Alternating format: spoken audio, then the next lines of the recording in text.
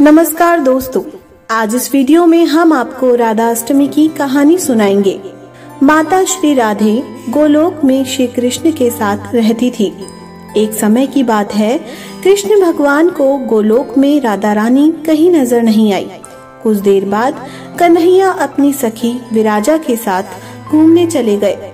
यह बात जब राधा रानी को मालूम हुई तो उन्हें गुस्सा आया और वो सीधे कन्हैया के पास पहुंची। वहां पहुंचकर उन्होंने श्री कृष्ण को काफी भला बुरा कहा। राधा रानी का यह रवैया भगवान श्री कृष्ण के प्यारे मित्र श्री दामा को बिल्कुल अच्छा नहीं लगा।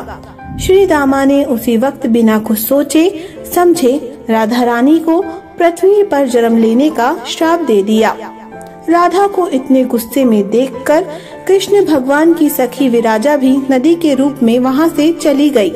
राधा ने श्री दामा से श्राप पाने के बाद उन्हें राक्षस कुल में पैदा होने का श्राप दिया। राधा जी द्वारा दिए गए श्राप की वजह से श्री दामा का जन्म शंखचूंड दानव के रूप में हुआ। आगे चलकर वही दानव भगवान विष्णु का परम भक्त बना। दूसरी तरफ राधा रानी ने पृथ्वी पर वृषभानु के घर पुत्री के रूप में जन्म लिया। राधा रानी का जन्म वृषभानु जी के घर तो हुआ, लेकिन उनकी पत्नी देवी कीर्ति के गर्भ से नहीं। दरअसल जिस समय राधा मैया और श्री दामा ने एक दूसरे को श्राप दिया था, तभी भगवान श्री कृष्ण ने कहा था कि राधा आपको वृषभानु जी और देवी कीर्ति की पुत्री बनकर पृथ्वी पर रहना होगा।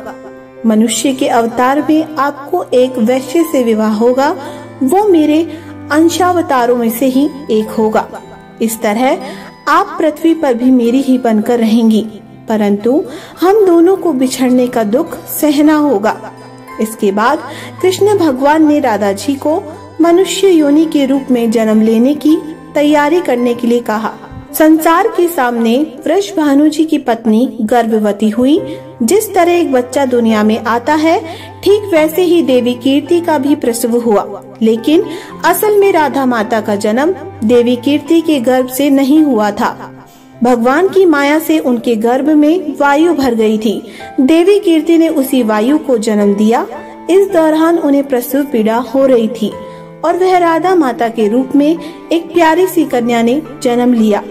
भाद्र मास के शुक्ल पक्ष की अष्टमी के दिन राधा मैया का धरती पर जन्म हुआ था।